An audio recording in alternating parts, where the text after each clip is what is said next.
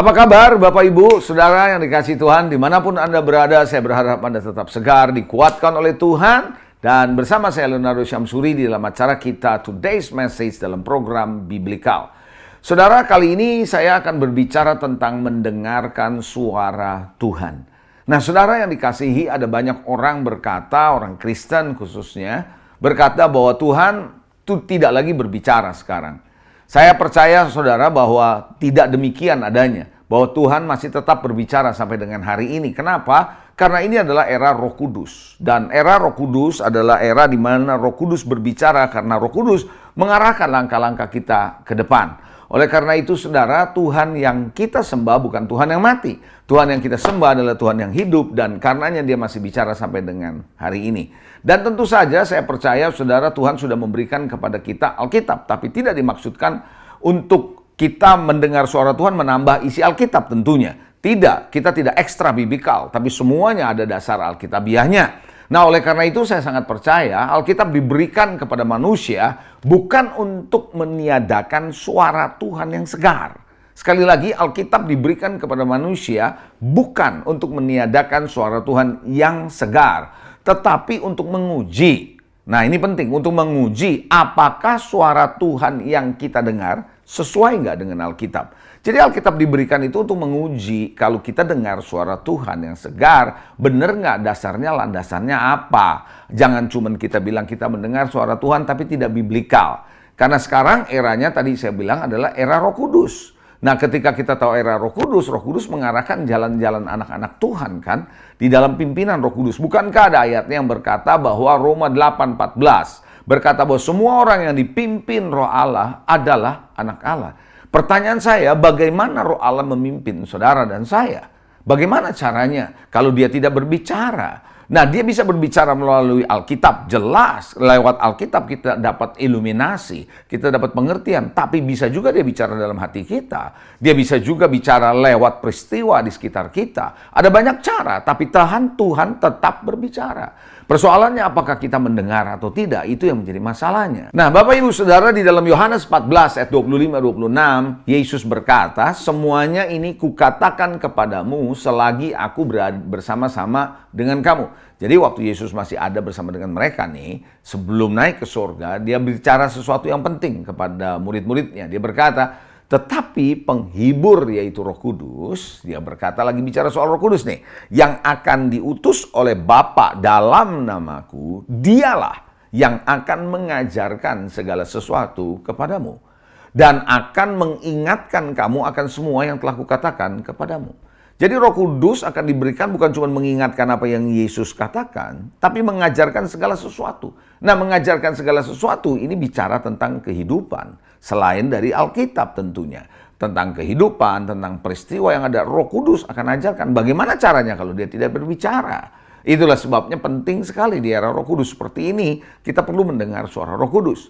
Di dalam Yohanes 16 ayat ke-13 firman Tuhan berkata apa? Tapi apabila ia, yaitu Roh Kudus datang, yaitu roh kebenaran, ia akan memimpin kamu ke dalam seluruh kebenaran. Jadi Roh Kudus akan memimpin saudara dan saya kepada seluruh kebenaran yang ada, saudara. Sebab ia tidak berkata-kata dari dirinya sendiri.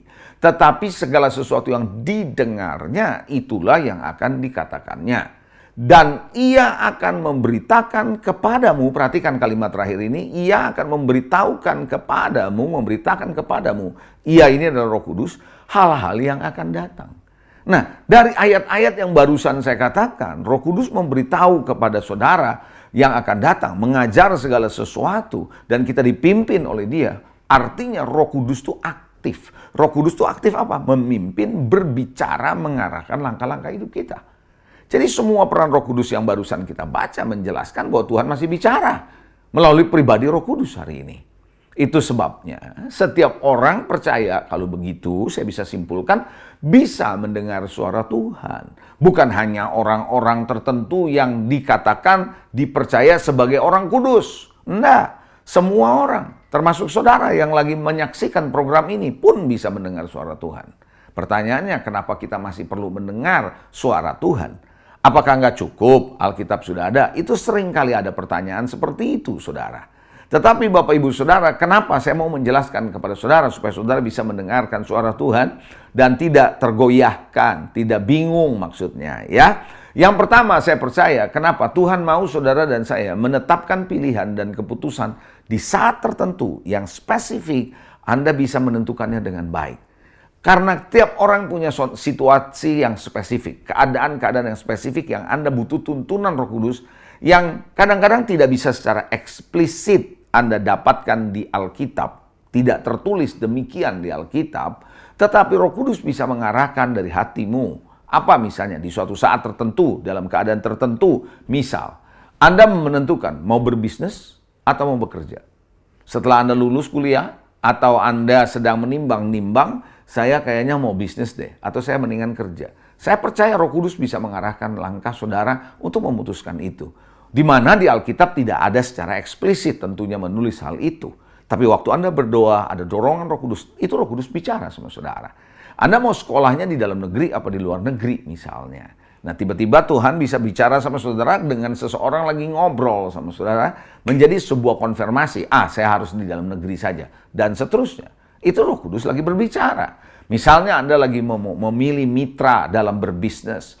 Atau Anda mau melanjutkan bisnis atau enggak nih. Saya terusin atau enggak nih bisnis. Nah, seringkali Roh Kudus bisa memberikan arahan di dalam hati saudara. Waktu Anda berdoa, waktu Anda berbicara kepada hamba-hamba Tuhan, dia bisa arahkan saudara. Roh Kudus bicara sama saudara. Dalam kondisi spesifik apalagi. Misalnya Anda mau menentukan, mau terima atau tolak nih. Tawaran pekerjaan, tawaran bisnis. Saya pernah dalam satu situasi ditawarkan dalam satu pekerjaan, saya tahu bagus banget, tapi tidak seperti yang Tuhan taruh di hati saya. Sehingga saya menolak itu.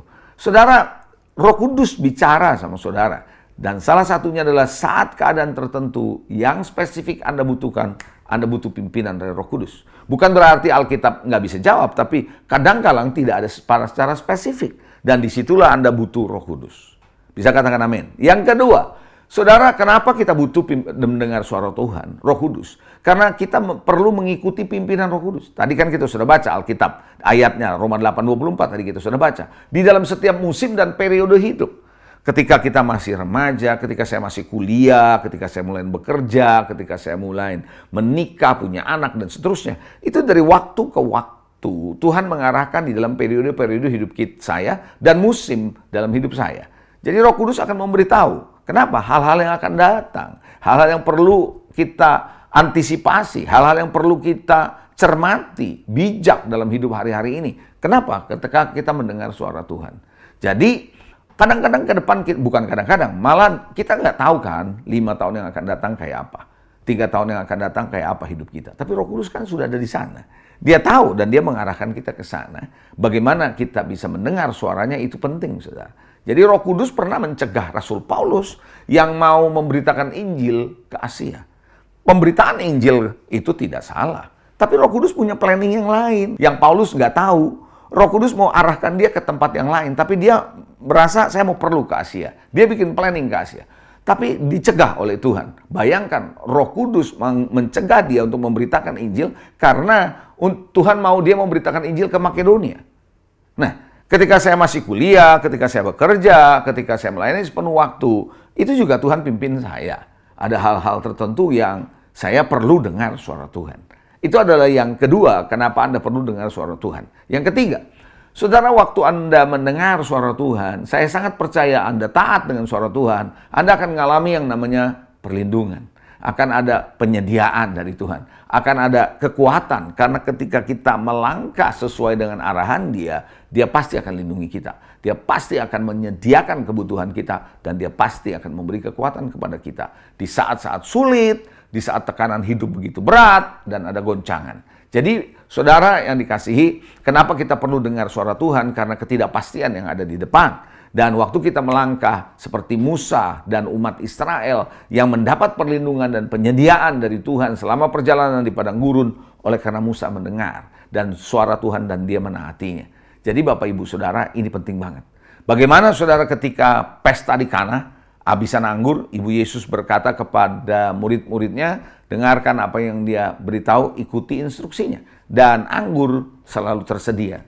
Kita sudah baca cerita itu, mujizat air berubah menjadi anggur. Nah, itu adalah hal yang ketiga. Kita butuh pimpinan dari Tuhan, mendengar suara Tuhan karena kita bisa ngalamin kekuatan dan kita bisa ngalamin penyediaan dan perlindungan dari Tuhan. Ya. Yang keempat, saya percaya saudara, ketika kita mendengar suara Tuhan, kita akan mengalami Tuhan dalam hidup kita sehari-hari, yang membawa kita akan mengenal Dia lebih dalam. Saudara, Tuhan itu hidup, sekali lagi. Masih hidup sampai hari ini dalam pribadi Roh Kudus di eranya sekarang. Nah, oleh karena itu, Anda bisa mengalami Tuhan personal dalam hidupmu sehari-hari. Kamu tahu betul, bukan hanya Anda paham, bukan Anda ngerti bahwa Tuhan itu dahsyat, Tuhan itu hebat, Tuhan itu setia, Tuhan itu luar biasa. Tapi Anda punya pengalaman bersama dengan Dia. Nah, pengalaman pribadi saudara yang makin hari membuat saudara makin meyakini bahwa Tuhan itu ada di tengah-tengah hidup saudara.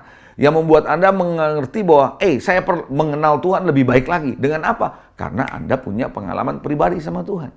Kalau enggak, kita menganggap itu hanya sebuah pengertian saja. Lain, saudara, kalau Anda mengalaminya, beda. Saudara, Anda bisa tahu teori tentang mengemudi mobil, tapi beda halnya ketika Anda mengemudikannya sendiri, Anda punya pengalaman, kan begitu saudara. Ya, nah hal yang sama ketika Anda tahu Tuhan, kenal Tuhan secara pengertian landasan teologisnya, tapi waktu Anda pengalaman pribadi sama Tuhan dalam pimpinan Roh Kudus membuat saudara mengalami Dia. Ya, jadi saudara perlu bisa mendengar suara Tuhan. Bisa katakan amin. Nah, oleh karena itu, saudara belajar untuk bisa mendengar suara Tuhan dan saya percaya Tuhan memberkati saudara semua. God bless you.